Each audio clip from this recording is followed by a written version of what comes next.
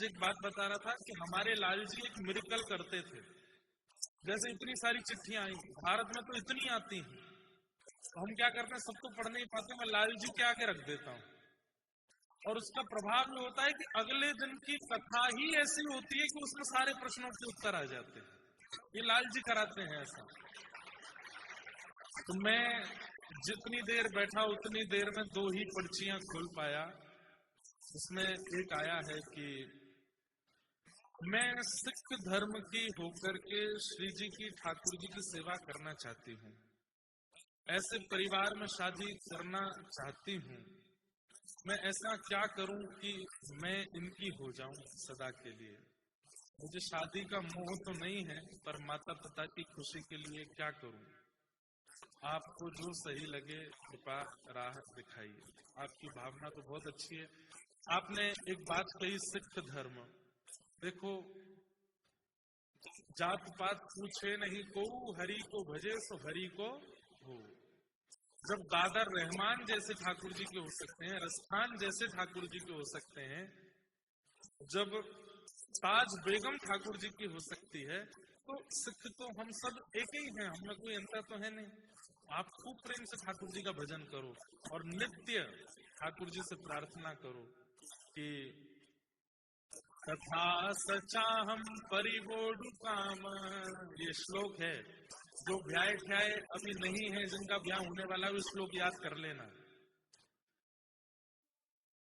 तथा सचा हम परिवोडु काम, समान शीलाम ग्रह में दधेनुम। श्रीमद् भागवत में एक कथा आती है कपिल देव भगवान की।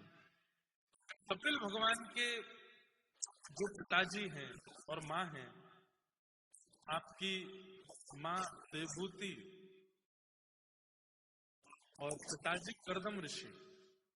तो कर्दम ऋषि ने 1000 साल तक तपस्या की।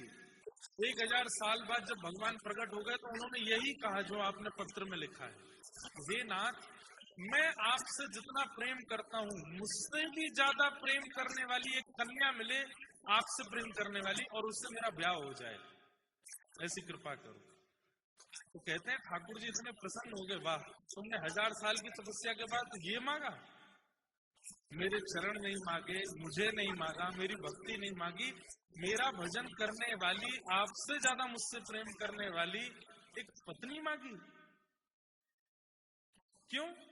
मैं आ तो क्या, मुझे ही मांग लेते, अब भक्ति करके क्या? बोले नहीं नाथ, आप तो चले जाओगे, फिर हम दोनों दंपति अपने संसार का निर्वहन करते हुए आपका जब भजन करेंगे और आपके भक्त बालकों को जन्म देंगे, उसमें हमारा सार्थक जीवन होगा। तो कृपा करके ऐसी कन्या दो जो मुझसे भी ज्यादा आपसे प्रेम करती हो।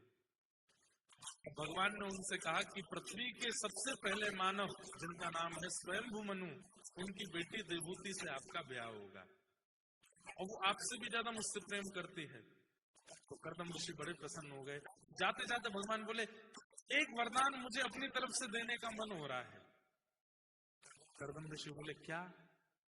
बोले एक वरदान तो आपने मांगा, वो मैंने दे दिया, एक मैं अपनी तरफ से देता हूं कि आपके यहाँ संतान बन के मैं ही आऊंगा, मैं आपके यहाँ पुत्र बन के आऊंगा।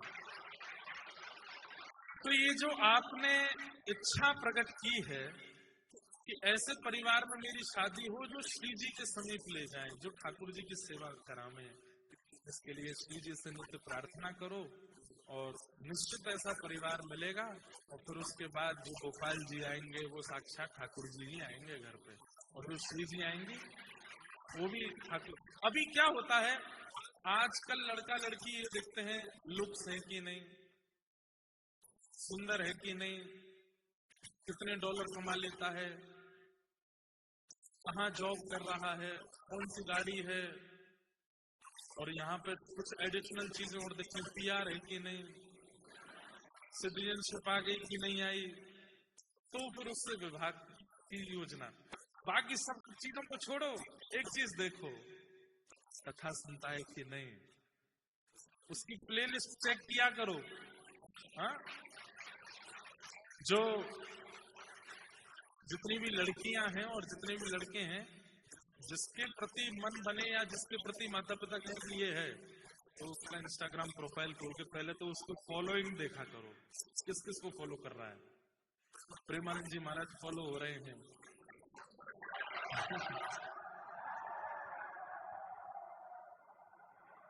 भक्ति पथ फॉलो हो रहा है। उसी समय फोन करो, बंद मास को, मुझे रिश्ता मंजूर करा दो। क्या शेयर करता है, स्टोरीज में क्या डालता। आजकल भाई सोशल मीडिया का जमाना, वही देखना पड़ेगा। जब मिले तो फोन थोड़ा सा देखा ना, जरा यूट्यूब पे जाके देखो लास्ट वॉच क्या था। उसमें अगर एक हफ्ता तक कथाएं नहीं हो तो शादी के लिए वो मना कर देना। तो तुम कथा नहीं सुनी, एक हफ्ता हो गया, एक हफ्ता से कोई सत्संग नहीं किया तुमने। और यदि इन भावों में रहने वाला वो लड़का है या लड़की है, तो हो सकता है डॉलर कमाने में थोड़ा आपको स्ट्रगल करना पड़े, घर बनाने में स्ट्रगल करना पड़े, पीआर लेने में स्ट्रगल करना पड़े, और जीवन जीने में स्ट्रगल नहीं करना पड़ेगा। थोड़ा प्रसन्नता से सब जीवन निकलेगा। तो भागवत जी में श्लोक है, तथा सचाहम परिवोड काम समान शीलाम गृहमेत देनुम। पूरा श्लोक बता देता हूं, याद कर लेना। हाँ, तथा सचाहम परिवोड काम समान शीलाम गृहमेत देनुम। कहाँ गया?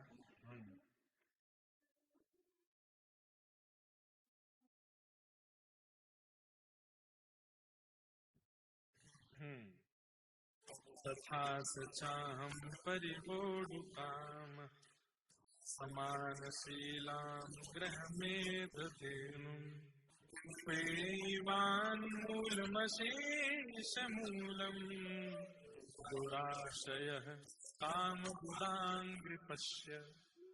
ये श्लोक याद करके रोज ठाकुर जी के आगे बोलो। वैसे तो इसमें पत्नी के लिए है, लेकिन बहनें बोलेंगी तो पति की अनुकूल तो मिल ही जाएगा। तो जिन लोगों को वैष्णव चाहिए जीवन साथी, वो इस श्लोक बोल करके ठाकुर जी को प्रार्थना कर सकते हैं, पुष्प अर्पित कर सकते हैं, भोग अर्पित कर सकते हैं। तो ठाकुर जी को भी पता चल जाएगा कि जैसे शादी.com पे लोग बाग अपना डाल देते हैं, मैट्रिमोनियल साइट्स पे डाल देते हैं कि हमने ये डिग्रीज कर रखी हैं, फिर वहां कोई ना कोई आपको ढूंढ के आ जाता है। ऐसे ही इस श्लोक के द्वारा अपना मैट्रिमोनियल ठाकुर जी को दे दो कि नाथ, मैं कंठी पहनता हूँ, एकादशी व्रत करता हूँ, कथा सुनता हूँ, कनाडा में रहकर के भी सारे नियमों का पालन करता हूँ, अब आप ही ढूंढ के किसी न किसी को मेरे पास भेज देना। तो ठाकुर जी ही योजना बना के किसी को भेजेंगे आपके पास, इसलिए ये कर सकते हैं। दूसरी पर्ची जो हम खोल पाए उसमें मेरी दादी, पिताजी, भाई, हमारी चिड़िया और खासकर मेरी माँ आपकी बहुत बड़ी फैन है। चिड़िया भी फैन है कि घर पर 24 घंटे में से 20 घंटे आपकी कथा चलती है। वाह। मैं 5 साल पहले कनाडा आई थी और भगवान की कृपा से नौकरी, घर, हमारा और जीवन साथी सब मिल गए। वाह। और नवंबर में शादी भी है। अच्छा, अभी तक सब कुछ गो विद द फ्लो से चल रहा है, पर कभी कभी लाइफ के इस फेस में इमोशनल, ओवरवेल्म्ड, दुखी, कभी बहुत खुश हो जाती हूँ। महाराज जी बस एक बार कह दीजिए कि सब ठीक रहेगा। नहीं रहेगा। सुनो सुनो सुनो सुनो, इस संसार में आने वाला व्यक्ति कोई है ही नहीं, उसको हम झूठी संस्कृति क्यों दें कि सब बढ़िया रहेगा। दुखालयम शाश्वतम, इस संसार का नाम है दुखालय। मैं मंच पर बैठा हूं, मेरा सब कुछ बढ़िया चलेगा, ऐसा हो नहीं सकता। या सबके जीवन में दुख आता है। ये मत पूछिए कि महाराज जी कह दो कि सब ठीक रहेगा। आपको कहना चाहिए था कि महाराज जी ठाकुर जी से कहना हमको बल दें, हर परिस्थिति से जूझ पाए, क्योंकि परिस्थिति तो आएगी। ये तो आपने ऐसी बात कह दी कि आपने कॉलेज में दाखिला लेकर के प्रिंसिपल को लेटर लिख के दिया कि मेरा एग्जाम मत लेना, सीधी डिग्री दे देना। स्कूल में जाकर के टीचर को कह दिया कि कभी टेस्ट मत लेना, सीधा पास करके अपग्रेड कर देना दूसरी क्लास में। ऐसा कैसे हो जाएगा? एग्जामिनेशंस तो होंगे, और ये लाइफ के जो फेज आते हैं जिनसे हम घबरा जाते हैं, वही है एग्जामिनेशन। लेकिन हमारे इंडिया में, आपके यहाँ क्या होता है पता नहीं, हमारे इंडिया में क्या होता है, एक्स्ट्रा क्लासेस और एक्स्ट्रा बुक्स मिलती हैं। जैसे बच्चों के बोर्ड के एग्जाम होते हैं 10th क्लास में, 12th क्लास में, तो सीबीएसई बोर्ड्स की कुछ एक्स्ट्रा बुक्स मिलती हैं जो एग्जाम की प्रिपरेशन कराते हैं। ऐसे एग्जाम्स के प्रिपरेशन के 12th क्लास की शीट्स मिलती हैं, बाजार में मिलती हैं, बच्चे उन पर प्रैक्टिस करते हैं अपने एग्जाम्स को क्लियर करने की। जो लोग आईएएस की तैयारी करते हैं वो लोग भी एग्जाम्स के ऐसे प्रिपरेशन करते रहते हैं। ऐसे ही ये कथाएं जो हैं, ये सत्संग जो है, ये प्रिपरेशन, ये एक प्रकार से आपका ट्यूशन है।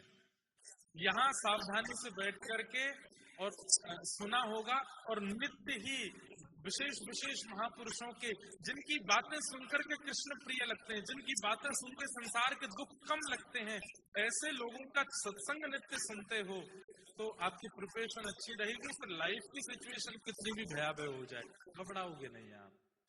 तो इसलिए कभी भी ठाकुर जी से ये मत कहिए कि नाथ सब कुछ अच्छा रहे। ठाकुर जी से सदैव ये कहना, मेरे जीवन में जो भी स्थिति आवे नाथ, मेरे कर्मानुसार बस मुझे लड़ने का बल देना, मुझे जूझने की ताकत देना। इसका सबसे बड़ा प्रमाण अर्जुन भगवान से सीधा कह देता कि आप मेरे मित्र हो, एक काम नहीं करोगे मेरा? बोले क्या आप भगवान हो?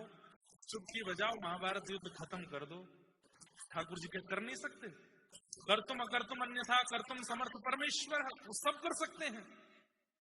लेकिन भगवान ने चुटकी नहीं बजाई, भगवान ने शस्त्र नहीं उठाए। अर्जुन से कहा अपना गांडीव धनुष उठा, बाण संधान कर और युद्ध कर। वो युद्ध क्या है? वो वही युद्ध है जो हम सब लोग अपने जीवन में रोज फेस करते हैं। कभी जॉब्स को लेके, कभी परिवार के विवादों को लेके, कभी शारीरिक पीड़ाओं को लेके, कभी मानसिक पीड़ाओं को लेके, हम सब महाभारती तो कर रहे हैं। और हम कहते क्या है? अर्जुन नहीं बन पाते, हम ठाकुर जी से प्रार्थना करते हैं ये ठीक कर दो ना, इससे हमको निकाल दो ना। भगवान कहते हैं भाई अर्जुन बन, युद्ध कर, हाँ मेरी शरण में रह करके युद्ध कर, राह में दिखाता रहूंगा, बताता रहूंगा, निकलना तुझे खुद पड़ेगा इस स्थिति से। इसलिए कभी ये बात मत कहना कि आप कह दो सब ठीक हो जाए, कुछ ठीक नहीं होगा। जूझना पड़ेगा, लड़ना पड़ेगा, हर परिस्थिति से जूझ करके आगे बढ़ना पड़ेगा। इसलिए ये भाव आज आया था, तो आप बुरा नहीं मान जाना जिन्होंने कि बताओ महाराज जी ने कह दिया कुछ अच्छा नहीं होगा। तो संसार है, यहाँ पर सबके जीवन में दुख आते हैं।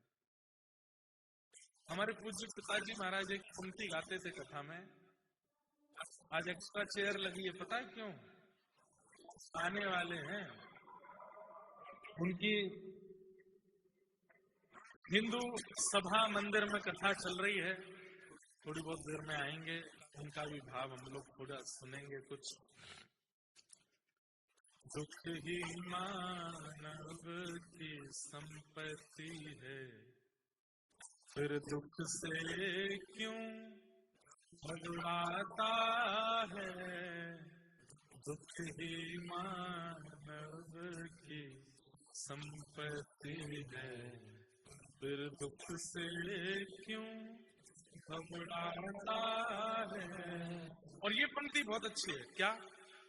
सुख जाता है तो दुख देकर, दुख जाता है तो, सब जानते हैं, दुख जाता है तो सुख देकर, सुख जाता है तो दुख देकर, सुख देकर जाने वाले से ये मानव क्यों घबराता है। सुख देकर जाने वाले से ये मानव क्यों घबराता। अरे कोई रिश्तेदार आपके घर आ जाए, 3-4 दिन तो आपसे खूब आलू के पराठे बनवावे, खूब आपसे मेहनत करवावे। अच्छा, एक चीज तो है, कनाडा अमेरिका के लोगों को भोजन बनाने में बहुत कष्ट होता है, ऐसा मैंने देखा है। जैसे ही पता चल जाए कहीं कार्यक्रम है, वहां फ्री का भोजन है, तो जल्दी भागते हैं और पैक और करवा के ले आते हैं कि घर पे बनाना नहीं पड़ेगा, जो है उनको खवा देंगे। ऐसा मैंने देखा है। अब शायद हो सकता बदल गया हो, पहले तो बहुत देखा है। तो कोई घर पर मेहमान आवे और जाते समय आपके घर के बच्चों को बढ़िया $200 दे करके जावे, तो उस आदमी को आप क्यों नहीं चाहोगे कि दोबारा आवे? अगली बार कब आओगे पूछते हो ना। ये दुख भी तो ऐसा ही है, भले ही आता है तो तोड़ देता है आपको, लेकिन जाते समय सुख दे करके जाता है। सुख देकर जाने वाले से ये मानव क्यों घबराता है। दुख ही मानव की संपत्ति है, फिर दुख से क्यों घबराता। लेकिन मेरे पास एक इलाज है। क्या? भक्ति मार्ग एनेस्थीसिया का इंजेक्शन है। आप में से मेडिकल लाइन में कौन है? कोई है? वो 2, 4, 5 तो है ही है। एनेस्थीसिया क्या करता है? सुन्न कर देता है, नम कर देता है। जिस जगह लगा दो उस जगह पर काट भी दो तो पता नहीं चलेगा। नस भी कटेगी, मांस भी कटेगा, हड्डी भी कटेगी, त्वचा भी फटेगी, खून भी निकलेगा, लेकिन दर्द नहीं होगा। ठीक वैसे ही भक्ति मार्ग कैसा है? एनेस्थीसिया का इंजेक्शन है। मीराबाई के जीवन में कष्ट नहीं आए थे क्या? खूब आए थे। गोस्वामी तुलसीदास जी के जीवन में कष्ट नहीं आए थे। चैतन्य महाप्रभु को कष्ट नहीं दिया था। नामाचार्य हरिदास ठाकुर को कष्ट नहीं दिया था। करमेती बाई को कष्ट नहीं दिया था।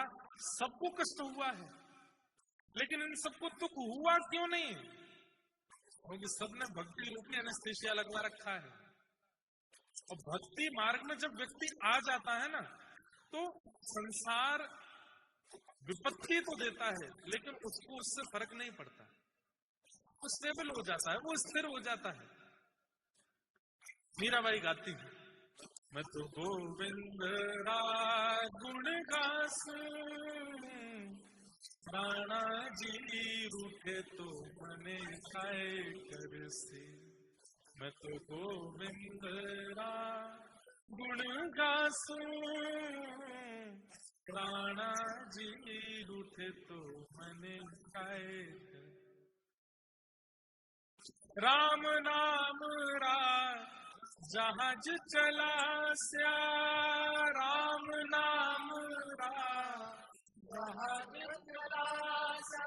मैं तो भव सागर तर जासूं, मैं तो भव सागर तर जासूं।